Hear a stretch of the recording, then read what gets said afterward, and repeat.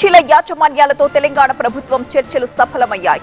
రేపటి నుంచి యథావిధిగా తెరుచుకోబోతున్నాయి కాలేజీలు. ఈ వారం 600 కోట్ల రూపాయలు చెల్లిస్తామని చెప్పింది ప్రభుత్వం. దీపావళికి మరొక 600 కోట్ల రూపాయలు విడుదల చేస్తామని హామీ ఇచ్చింది. విద్యార్థుల భవిష్యత్తుకే అత్యంత ప్రాధాన్యం అన్నారు భట్టి.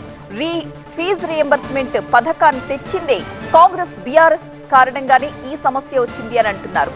భారమైన ఫీజు రియంబర్స్మెంట్ చెల్లింపులకు సిద్ధమయ్యాం, ప్రతి నెల కొంత చెల్లించాలని నిర్ణయం తీసుకున్నామన్నారు భట్టి.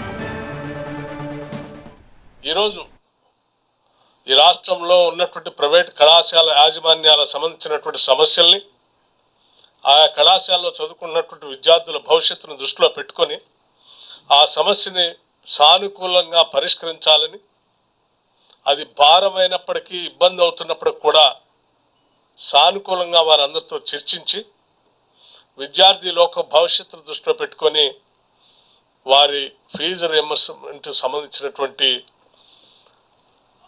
ఏదైతే టోకెన్లు ఉన్నాయో ఆ టోకెన్లకు సంబంధించినటువంటి వరకు దాదాపు 600 కోట్ల రూపాయల వరకు త్వరితగతిన ఆ నిధుల్ని విడుదల చేయాలని, ఆ తర్వాత భవిష్యత్తులో కూడా మిగతా పెండింగ్ ఉన్నటువంటి వాటిని కూడా ప్రతి నెల ఎంతో కొంత స్ట్రీమ్ లైన్ చేయాలనేటువంటి ఆలోచనతోనే నిన్న ఈరోజు చర్చించడం జరిగింది.